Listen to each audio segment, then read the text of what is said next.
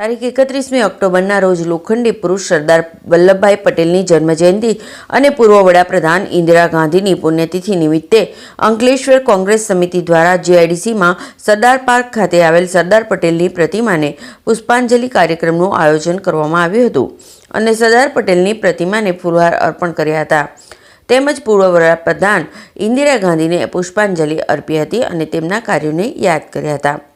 આ પ્રસંગે કોંગ્રેસના ભરૂચ જિલ્લાના મહામંત્રી શૈલેષ પ્રજાપતિ, હર્ષદભાઈ ગઢવી, ભરતસિંહ યાદવ, અનિલ નેવે, યોગેશભાઈ જોશી, રામ કુબેર પાંડે અને કાર્યકરો હાજર રહ્યા હતા।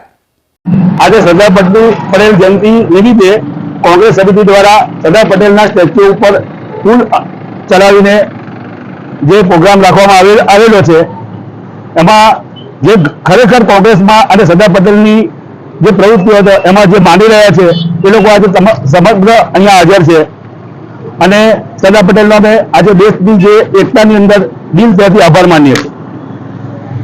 31 ઓક્ટોબર કોંગ્રેસના બે દિગ્ગજ નેતાઓની એકની પુણ્યતિથિ અને એકની જન્મજયંતિ।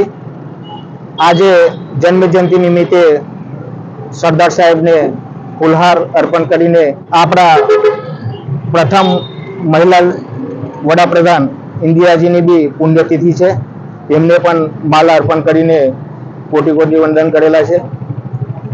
જ્યારે 150મી સરદાર જયંતિ ઉજવવામાં આવી રહેલી છે આ સરકાર દ્વારા, મોઢેરા સ્ટેડિયમ પર નામ એમનું લખીને જે સરદાર સાહેબનું નામ હટાવેલું છે, જો એમને જન્મજયંતિ ઉજવવી જ હોય તો સરદાર સાહેબની સાચી જન્મજયંતિ એમનું નામકરણ ફરીથી કરે એવી અમારી માંગ છે। બીજું કે કોંગ્રેસે તો આ સરદાર સાહેબને એટલા વર્ષો જે આપણા પ્રમુખ રહી ચૂકેલા છે કોંગ્રેસના, અને કોંગ્રેસે જે મોટામાં મોટો ડેમ જે સરદાર ડેમ છે આપણો નર્મદા ઉપર, એમનું નામ પણ કોંગ્રેસે આપેલું।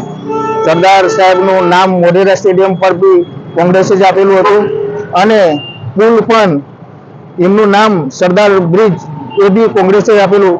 અને હું બીજી વાર જે સરદાર સાહેબનું કોટી કોટી વંદન માનું છું, આભાર માનું છું। જય હિન્દ, જય માતાજી।